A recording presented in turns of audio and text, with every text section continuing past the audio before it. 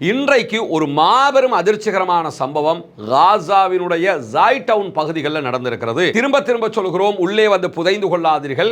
பாலஸ்தீனத்தை ஆக்கிரமிக்க நினைப்பது என்பது இரத்தத்தால் நீங்கள் விலை கொடுக்க வேண்டிய ஒரு முக்கியமான இக்கட்டான சூழலை உங்களுக்கு உருவாக்கிவிடும். அக்டோபர் 7ஆம் தேதி இஸ்ரேலுக்குள்ள புகுந்து பாலஸ்தீன விடுதலை ராணுவம் நடத்திய தாக்குதலுக்கு பிறகு நடத்தப்பட்ட பயங்கரமான உச்சமான தாக்குதல் இந்த தாக்குதலாகத்தான் இருக்கிறது என்று சொல்லியிருக்கிறார்கள். எந்த அளவுக்கு கேட்டால் பல இஸ்ரேலிய ஆக்கிரமிப்பு ராணுவத்தை சேர்ந்தவர்கள் கொல்லப்பட்டிருக்கிறார்கள் என்று இஸ்ரேலி ஹயோம் வெளியிட்டிருக்கக்கூடிய செய்தி குறிப்பில் அவர்கள் கொட்டை எழுத்தில் வெளியிட்டிருக்கக்கூடிய செய்தியை நம்ம பார்க்க முடிகிறது.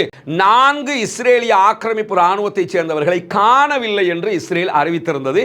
அதற்கு அடுத்ததாக வெளிவந்திருக்கக்கூடிய தகவல்கள் பிரகாரம் இந்த 4 பேரையும் பாலஸ்தீன விடுதலை ராணுவத்தை சேர்ந்தவர்கள்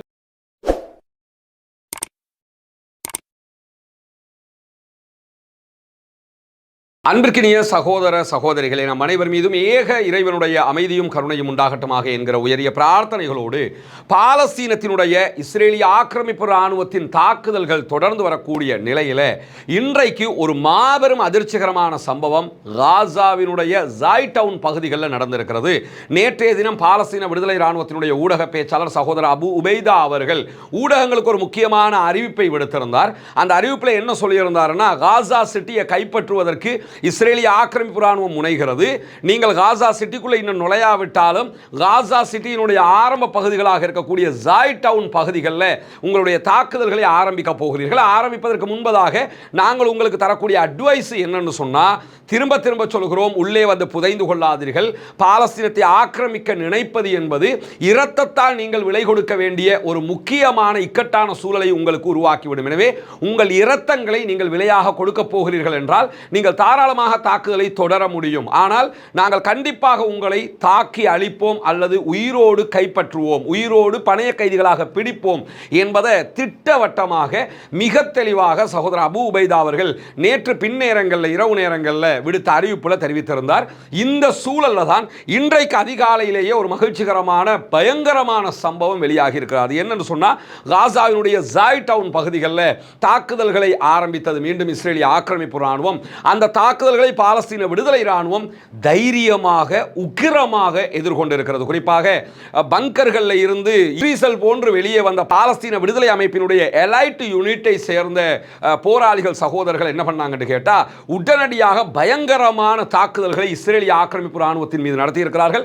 Israeli Hayom, Israeli Times, Yedioth Ahronoth, Jerusalem Post உள்ளிட்ட இஸ்ரேலுடைய பல ஊடகங்களும் இந்த செய்தியை விவரிக்கிற நேரத்தில் என்ன சொல்றாங்கன்னு கேட்டா, அக்டோபர் 7ஆம் தேதி இஸ்ரேலுக்குள்ள புகுந்து பாலஸ்தீன விடுதலை ராணுவம் நடத்திய தாக்குதலுக்கு பிறகு நடத்தப்பட்ட பயங்கரமான உச்சமான தாக்குதல் இந்த தாக்குதலாகத்தான் இருக்கிறது என்று சொல்லியிருக்கிறார்கள். எந்த அளவுக்கு கேட்டா, பல இஸ்ரேலிய ஆக்கிரமிப்பு ராணுவத்தை சேர்ந்தவர்கள் கொல்லப்பட்டிருக்கிறார்கள் என்று இஸ்ரேலி ஹயோம் வெளியிட்டிருக்கக்கூடிய செய்தி குறிப்பில் அவர்கள் கொட்டை எழுத்தில் வெளியிட்டிருக்கக்கூடிய செய்தியை நம்ம பார்க்க முடிகிறது. ஆரம்பத்தில் ஒரே ஒரு இஸ்ரேலி சோல்ஜர் தான் கொல்லப்பட்டார் என்று சொல்லியிருந்த இஸ்ரேலிய ஆக்கிரமிப்பு ராணுவம் உடனடியாக செய்திகளை தணிக்கை செய்கிற அறிவிப்பையும் விடுத்திருக்கிறார்கள். யாருமே செய்திகளை வெளியிடக்கூடாது இருக்காங்க. ஆனால் தணிக்கை அறிவிப்பு வர்றதுக்கு முன்பதாகவே இஸ்ரேலுடைய ஊடகங்கள் உண்மை செய்தியை வெளிப்படையாகவே அறிவித்து விட்டார்கள். குறிப்பாக பல இஸ்ரேலிய ஆக்கிரமிப்பு ராணுவத்தை சேர்ந்தவர்கள் கொல்லப்பட்டிருக்கிறார்கள்.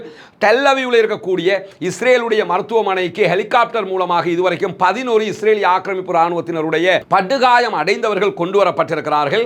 இதுவரைக்கும் 11 பேர் படுகாயம் அடைந்ததாக உத்தியோகபூர்வமாக சொல்லப்பட்டிருக்கக்கூடிய சூழல்ல பலர் கொல்லப்பட்டிருக்கலாம் என்கிற அறிவிப்பையும் விடுத்திருக்கக்கூடிய சூழல்ல 4 இஸ்ரேலிய ஆக்கிரமிப்பு ராணுவத்தை சேர்ந்தவர்களை காணவில்லை என்று இஸ்ரேல் அறிவித்திருந்தது.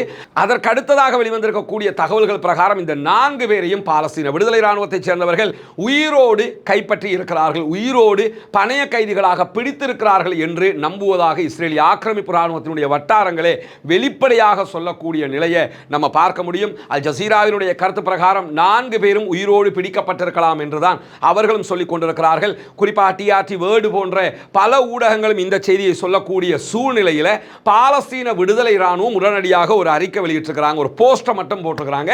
அதில் சொல்லியிருக்கக்கூடிய செய்தி என்னன்னா, அடிக்கடி மறந்து போகிறவர்களுக்கு ஒன்றை நினைவூட்டுகிறோம் அப்படிங்கிறாங்க. இஸ்ரேலிய ஆக்கிரமிப்பு ராணுவத்தை சொல்றாங்க, உங்களுக்கு ஒன்று மறந்துருது, அதை நினைவூட்டுகிறோம். நாங்கள் திரும்ப திரும்ப உங்களுக்கு சொன்னது என்னன்னு கேட்டால், ஒன்றோ உங்களை கொன்று அழிப்போம், இல்லை என்றால் உயிரோடு பிடிப்போம் என்று சொல்லியிருக்கிறோம், அதை நாங்கள் செய்திருக்கிறோம் என்று சொல்லியிருக்கிறார்கள்.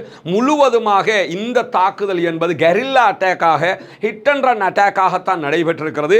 யாருமே எதிர்பார்க்காத விதமாக புற்றீசல் போன்று வெளியிலே வந்து தாக்குதல்களை நடத்தி இருக்கக்கூடிய சூழல்ல இஸ்ரேலிய ஆக்கிரமிப்பு ராணுவம் அக்டோபர் 7க்கு பிறகு ஒரு முக்கியமான சட்டத்தை இந்த இடத்திலே நடைமுறைப்படுத்தி இருக்கிறார்கள். அது என்னன்னா ஹென்னிபல் மெத்தட் என்கிற ஒரு மெத்தடை அவர்கள் நடைமுறைப்படுத்தி இருக்கிறார்கள். ஹென்னிபல் மெத்தட்னா என்னன்னு கேட்டா, தங்களுடைய ராணுவத்தை சேர்ந்தவர்கள் எதிர்த்தரப்பினரிடத்தில் பணைய கைதிகளாக சிக்கிவிடுவார்கள், உயிரோடு மாட்டிக்கொள்வார்கள் என்று இன்னொரு ராணுவத்தை சேர்ந்தவன் நினைத்தான் என்று சொன்னால் உடனடியாக தன்னோடு சண்டைக்கு வந்த தன்னோடு கூட இருந்த ராணுவத்தை சேர்ந்தவனையே சுட்டு கொன்று விடுவான். இதுக்கு சொல்றது ஹென்னிபல் மெத்தட். உலகத்தில் எந்த ராணுவத்திலையும் அபிஷியலாக இப்படி ஒரு மெத்தட் கிடையாது. ஆனால் இஸ்ரேலிய ஆக்கிரமிப்பு ராணுவம் எழுதப்படாத விதியாக இதை வச்சிருக்கிறாங்க. அதனால அக்டோபர் 7 அன்னைக்கு பார்த்தீங்கன்னு கேட்டால் பாலஸ்தீன விடுதலை ராணுவம் இஸ்ரேலுக்குள்ள நடத்திய தாக்குதல்கள் பாதின்னு சொன்னால் மீதி தாக்குதல்கள் இஸ்ரேலிய ஆக்கிரமிப்பு ராணுவமே ஹெலிகாப்டர்ல இருந்து நடத்திய தாக்குதல்கள் என்றுதான் நியூயார்க் டைம்ஸ் போன்ற பல பத்திரிகைகளும் உண்மையை வெளிக்கொண்டு வந்தன. காரணம் என்னன்னு கேட்டால், இந்த தாக்குதல் நடைபெறுகிறது என்று தெரிஞ்சதோட ஹென்னிபல் மெத்தட் அவங்க நடைமுறைப்படுத்தினாங்க. அவங்களே அவங்களுடைய ஆட்களை கொள்ளுவாங்க, கொண்டு போட்டு எதிரிகள் கொன்றதாக சொல்லுவாங்க.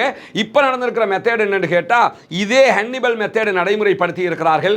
தங்களுடைய ராணுவத்தை சேர்ந்த பல பேரை இஸ்ரேலிய ஆக்கிரமிப்பு ராணுவமே அவங்க உயிரோட மாட்டிக்கொள்வார்கள் என்கிற பயத்தில் கொன்றிருக்கிறார்கள் என்கிற செய்திகளும் வெளியாகி இருக்கிறது. எனவே ஹென்னிபல் மெத்தட் நடைமுறைப்படுத்துகிற அளவுக்கு நிலைமை பாரதூரமாக மாறி இருக்கிறது. 4 பேரை உயிரோடு பிடித்திருக்கிறார்கள். பிடித்தது மட்டுமல்லாமல் நேற்று இரவு மிக தெளிவாக அபூ உபைதா சொன்னார், நீங்கள் களத்துக்கு வந்தீர்கள் என்றால் கண்டிப்பாக உங்களை உயிரோடு பிடிப்போம் என்று சொன்னார்கள்.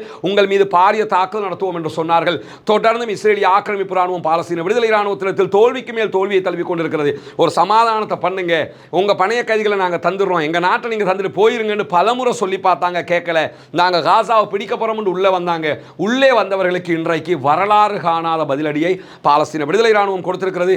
தொடர்ந்து இணைந்திருங்கள். உண்மை செய்திகளை உடனுக்குடன் நடந்து கொள்வதற்காக ரஸ்மின் எம்ஐஎஸ்சி நியூஸ் என்கிற நம்முடைய சேனலை சப்ஸ்கிரைப் செய்யாத சகோதரர்கள் அதனை சப்ஸ்கிரைப் செய்து இணைந்து கொள்வதோடு இந்த ரஸ்மின் டாக்ஸ் என்கிற சேனலையும் சப்ஸ்கிரைப் செய்யாத சகோதரர்கள் சப்ஸ்கிரைப் செய்து இணைந்து கொள்ளுங்கள். நம்முடைய டெலிகிராம் மற்றும் வாட்ஸ்அப் சேனலில் இணையாத சகோதரர்களும் இணைந்து கொள்ளுங்கள். உண்மை செய்திகளை உடனுக்குடன் கொண்டு வந்து தருவதற்கு நாம் தயாராக இருக்கிறோம். பாலஸ்தீனம் வெற்றி பெற வேண்டும், பாலஸ்தீனம் சுதந்திரம் அடைய வேண்டும், பாலஸ்தீன மக்களும் நம்மை போன்ற நிம்மதியானவர்களாக மாற வேண்டும், வாழ வேண்டும் என்கிற உயரிய பிரார்த்தனைகளோடு பாலஸ்தீன அப்பாவிகளுக்காக பிரார்த்திக்கிறார். நேரம் இஸ்ரேலிய ஆக்கிரமிப்பு ராணுவத்திற்கு எதிராக தொடர்ந்தும் குனூத்துன் நாசிலாவை ஓத மறந்து விடாதீர்கள். பாலஸ்தீன அப்பாவிகளுக்காக தொடர்ந்தும் ஜனநாயக ரீதியாக குரல் எழுப்புவோமாக. வாஹர் தஅவானா அல்ஹம்துலில்லாஹி ரப்பில் ஆலமீன்.